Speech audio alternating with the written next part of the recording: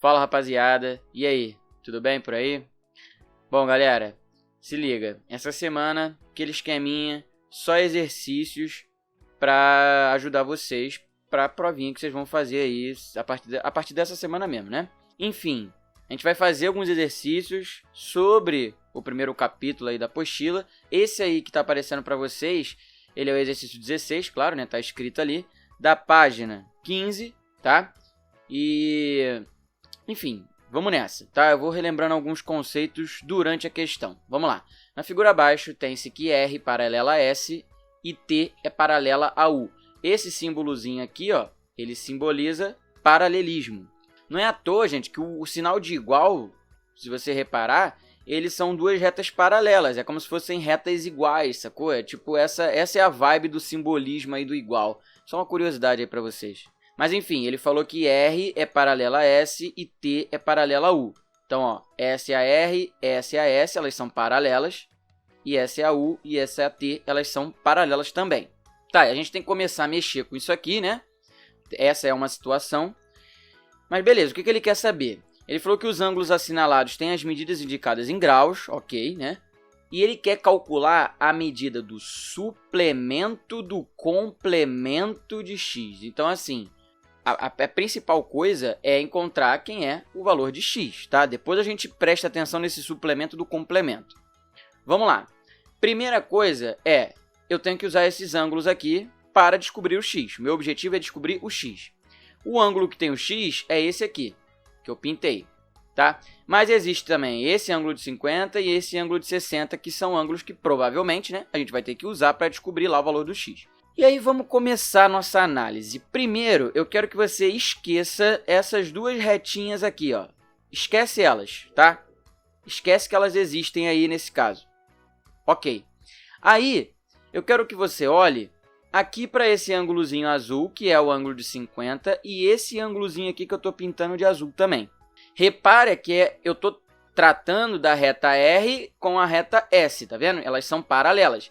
E essa outra reta aqui, ó, ela é uma reta transversal às duas. E ela forma ângulos. E aí lembra daquelas relações de ângulos alternos, correspondentes e tal? Esse ângulo aqui de 50, ele é correspondente a esse aqui de baixo, que vai ser 50 também, tá? Eu só vou escrever melhorzinho aqui, porque ficou meio apertado. Então, vou botar 50 aqui. Ok. Daqui a pouco isso vai ser importante. Por enquanto, considera que aqui é 50, porque esses ângulos são correspondentes. Repara que, esquecendo essas duas retas vermelhas aqui, esse ângulo de 50 aqui, ó, ele vai ser correspondente a esse aqui, porque ele está na mesma posição. Ó, você tem a reta R, a outra reta está cortando aqui, e aqui está o ângulo de 50, certo? Aí mais embaixo você tem a reta S, está cortando pela mesma reta transversal, e aí esse ângulozinho aqui é o que eu estou chamando também de 50. Tá vendo que ele está na mesma posição? É porque ele é correspondente àquele lá de cima. Tá, perfeito. Agora, ó, vamos esquecer isso que eu acabei de falar, tá? Vamos deixar só aqui escrito 50 e guardar essa informação. Agora, eu quero que vocês esqueçam essa reta azul aqui, essas duas retas azuis, tá? E quero que vocês olhem para a reta T e a reta U, tudo bem? Vamos olhar para elas. Vou botar de vermelho agora. Se liga nesse ângulozinho aqui, ó, que ele chamou de 60, tá? O problema me falou que esse ângulo aqui é 60. Repara nesse ângulozinho aqui que eu estou marcando. Repara que essas duas retas, elas são paralelas, e esses dois ângulos aqui que eu marquei de vermelho, eles também vão ser correspondentes, ó. Você tinha a reta S aqui, e aqui a reta transversal. Aí você tinha um ângulo de 60 aqui. A outra você tem a reta S também e a reta U, passando paralela, né, à reta T. E aí, esse ângulozinho aqui está na mesma posição, tá vendo? Então, ele também é 60. A diferença é que aqui a reta é T e aqui a reta é U. Suave? Então, esse ângulozinho que eu pintei de vermelho, ele também é correspondente. Só que correspondente a esse aqui, ó. Ou seja, eles são iguais, ângulos correspondentes são iguais. Então, esse carinha vermelho vai ser 60 também. Vai ser isso que a gente vai colocar. Então, eu vou tirar essa parada aqui. E aí, eu vou colocar ó, que esse aqui é o correspondente a esse vermelho aqui. Então, esse ângulozinho é 60. Aí você pode estar se perguntando, tá, Alan, mas o que isso tem a ver? Por que você está querendo colocar esses ângulos 50 e 60 ali onde você colocou? Porque repara nisso aqui, ó.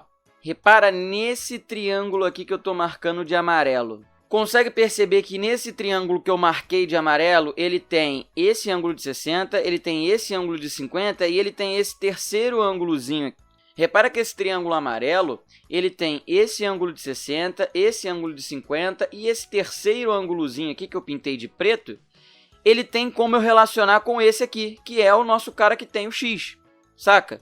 Então, repara no seguinte, ó, você tem aqui uma reta, suave, você tem outra aqui cortando, esse ângulozinho aqui é 2x mais 10, e esse aqui é o nosso que está dentro do triângulo ali. E repara que ele, junto com aquele ali, forma um ângulo raso, que é 180 graus, suave? Então, esse ângulozinho aqui vai ser o que falta para 180. Então, ele é 180 menos esse ângulo todo que estava aqui, ó, 2x mais 10, né? Ele é 180 menos aquele ângulo ali, suave? Esse sinal de menos vai mudar e aí vai ficar aqui, ó, 180 menos 2x menos 10. 180 menos 10 vai dar 170, então vai ficar 170 menos 2x. Esse aqui é o ângulo que está dentro do triângulo. E por que isso é importante? Porque agora eu tenho um triângulo inteiro, onde eu sei os três ângulos. E o que a gente sabe sobre a soma dos ângulos internos do triângulo? A soma dos ângulos internos do triângulo, ela é 180 graus. Ou seja, se eu somar os três ângulos internos de qualquer triângulo, a soma dá 180. Então, repara o que eu vou fazer, ó. Eu vou pegar aquele ângulo ali de 60, que é interno do triângulo, eu vou somar com aquele ângulo de 50, que também é interno do triângulo, e eu vou somar com um ângulo preto, que é esse aqui que a gente acabou de encontrar, que é 170 menos 2x. Ele também é interno do triângulo. E o que eu sei com relação à soma dos três ângulos de um triângulo? Eu sei que essa soma tem que dar 180 graus. Suave? Agora a gente tem que fazer essa continha aqui. 60 com 50, 110. Com 170, 280 graus, tá? Somando os três aqui. Menos 2x igual a 180 graus. Faço que tem x para um lado, que não tem para o outro. O que você vai encontrar aqui, ó? Você vai encontrar que menos 2x é igual, ó. Esse 180 estava aqui. O 280 veio negativo. 180 menos 280 vai ficar menos 100. E aí, o x vai ser 100 dividido por 2, que é 50 graus. Ah, que bonitinho, beleza. Já acabou o seu problema? Não. Porque, repara, a gente fez isso aqui para chegar no x, que era esse cara. Só que agora a gente tem isso aqui, ó, e isso aqui para pensar. Tudo bem? Então, vou apagar essa parte aqui e a gente pensa nela. Show, então agora a gente já tem que x é igual a 50 graus. Aí ele falou o suplemento do complemento. Ele quer saber o suplemento do complemento. Então, repara aqui, eu quero o suplemento do complemento de x. Então, primeiro eu tenho que descobrir o complemento de x. Só que vamos lembrar aqui agora, o que era complemento de um ângulo? Era aquele outro ângulo que faltava para somar 90 graus. Ou seja, o complemento de um ângulo é o que falta para 90 graus. Então, ó, 50 mais o seu complemento tem que dar 90 graus. Logo, esse complemento é 40 graus. Suave? Então, esse aqui é o complemento de x. Só que ele quer o suplemento dessa parada. E o que é o suplemento? O suplemento é o que falta para 180. E ele quer o suplemento desse 40 que a gente acabou de achar. Então, pensa comigo. Eu tenho 40 somado com o suplemento de 40. Isso aqui tem que dar 180 graus, porque ângulos suplementares são aqueles que somam 180 graus. Ou seja, esse suplemento vai ser quanto? 140 graus, que é o que falta para 180. E agora sim a gente descobriu o que a questão queria. Ó. Esse aqui é o suplemento do complemento de 50. Suave? Vamos para a próxima questão. Bom, agora se liga nessa questãozinha aí, questão 20 do mesmo capítulo, óbvio que é o capítulo que vai cair na prova de vocês. E aí é uma questão conceitual de triângulos, tá? A gente só vai ler e vai saber dizer se é falso ou se é verdadeiro. Vamos lá. Na primeira, na letra A, ele fala todo triângulo isósceles é equilátero. Ou seja, o que era um triângulo isósceles? Lembra, aquele triângulo era isósceles quando ele tinha dois lados iguais, tá? O terceiro lado não é especificado. Então, ele pode ser um lado diferente, como ele pode ser um lado igual àquele que está ali.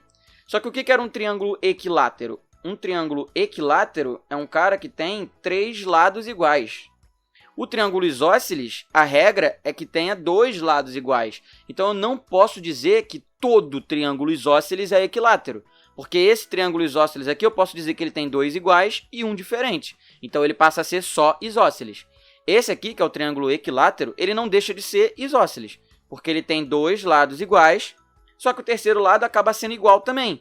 E aí, por causa disso, ele também é equilátero. Suave? Então, essa primeira aqui, a gente vai dizer que é falsa. Ok, agora olha a segunda afirmativa. Todo triângulo isósceles possui três ângulos agudos. E aí, o que é um ângulo agudo? É aquele ângulo que é menor do que 90 graus. E aquele exemplo que eu tinha desenhado anteriormente, ó, isso aqui, ele tem dois lados iguais aqui, e você vê que todos os ângulos dele são agudos, né? Por esse desenho que eu fiz. Só que esse aqui não é o único tipo de triângulo isósceles. Você pode ter um triângulo isósceles assim, ó. Esse lado igual a esse lado aqui e fechado aqui com um segmento. Ficou horrível aqui, meio torcido. Senhora? E é diferente desse aqui, né? Então, ó, esse igual a esse, tá? É um triângulo isósceles, só que repara que ele tem um ângulo obtuso. Então, ele passa a não ter mais todos os três ângulos agudos. Então, isso é possível. É possível ter um triângulo isósceles que tenha um ângulo obtuso, saca? Então, essa letra B é falsa. Agora, olha a próxima. Todo triângulo retângulo é escaleno. O que é um triângulo escaleno? É aquele triângulo que tem todos os lados diferentes entre si. Só que, num triângulo retângulo, ó, você pode sim ter ele escaleno, ou seja, aqui ó, triângulo retângulo, esse ângulo aqui é 90 graus, você pode ter esse que é diferente desse, que é diferente desse. Suave, isso aqui pode acontecer, isso é real, é possível. Porém, existe o triângulo retângulo que tem dois lados iguais, que tem esse lado igual a esse, que tem lá a hipotenusa, né? Porque a gente lembrou que era cateto, cateto e hipotenusa, né? Lembramos até do teorema de Pitágoras, enfim. Mas você pode ter um triângulo que tem dois lados iguais e que seja retângulo também. Então, nem todo triângulo retângulo é escaleno. Logo, essa aqui é falsa também. Agora vamos para a letra D, que também fala de triângulo retângulo. Ela fala o seguinte: existe triângulo retângulo equilátero. E isso também é um absurdo. Por quê? Lembra Por quê? Lembra do teorema de Pitágoras, né? Aqui você tinha a hipotenusa, aqui você tinha um cateto, aqui você tinha um cateto. O que a gente dizia? Que a hipotenusa ao quadrado era igual a um cateto ao quadrado mais um cateto ao quadrado. Não tem como isso aqui ser equilátero, porque essa hipotenusa ela sempre tem que ser o maior lado do seu triângulo retângulo. Não tem como, até porque a gente já estudou o triângulo equilátero, e o triângulo equilátero é aquele triângulo que tem três lados iguais e, consequentemente, tem três ângulos iguais também, né? Que aqui 60, aqui 60 e aqui 60. Ou seja, num triângulo retângulo é impossível eu ter um triângulo equilátero. Suave? Então, aqui é falso também. Consequentemente, só sobrou a letra E, né? Para ser a verdadeira, mas vamos analisar. Ele falou que todo triângulo equilátero é isósceles. E aí, vamos lá. Pode parecer esquisito, mas vamos pensar. Eu já até falei disso ali na segunda, né? Na segunda não, desculpa, na primeira. Um triângulo equilátero é aquele que tem os três lados iguais. Um triângulo isósceles é aquele que tem dois lados iguais. E aí, vamos lá. Um triângulo equilátero, na real, ele também tem dois lados iguais, sacou? Aqui acontece que o terceiro também é igual. E aí faz dele um triângulo equilátero. Mas a definição de triângulo isósceles é ter dois lados iguais. No triângulo equilátero, ele tem os três lados iguais. Mas não deixa de ter dois lados iguais. Então, todo triângulo equilátero acaba também sendo isósceles. Suave? É que nem todo isósceles é equilátero. Mas todo o equilátero também é isósceles porque ele tem dois lados iguais. Então essa aqui é verdadeira. Suave? Questão conceitual. Vamos para a próxima. Agora olha para essa terceira questão aí, que é uma questão do Enem, questão 24 da apostila de vocês também. Essa foi uma questão que caiu e que confundiu muita gente, tá? Então fique ligado, porque lembra daquilo que eu falei da condição de existência de um triângulo? A gente vai usar isso aí. Repara, ele falou que uma criança deseja criar triângulos utilizando palitos de fósforo de mesmo comprimento. Cada triângulo terá construído com exatamente 17 palitos e pelo menos um dos lados do triângulo deve ter o comprimento de 6 palitos. Então vamos lá. Você quer construir um triângulo, tá? Então você quer construir um triângulo com exatamente 17 palitos. Suave. Só que você quer que um dos lados desse triângulo com certeza tenha 6 palitos. Tá? Então isso aqui a gente já tem certeza. E aí ele mostrou um exemplo aqui, por exemplo, isso aqui seria 1, 2, 3, 4, 5 palitos, esse aqui 1, 2, 3, 4, 5, 6 palitos, e esse 1, 2, 3, 4, 5, 6 palitos também. Então ele já mostrou um tipo de triângulo que você consegue formar aí, né? E se você somar, ó, 6 com 6 dá 12, com 5 dá 17. Suave. Agora, a quantidade máxima de triângulos não congruentes 2 a 2 que podem ser construídos é... Por que não congruentes 2 a 2? Porque, por exemplo, se eu escrevo esse triângulo aqui, né? 5, 6 e 6. E se eu escrevo esse triângulo aqui, ó, 6, 6 e 5, repara que é o mesmo triângulo, eu só virei ele.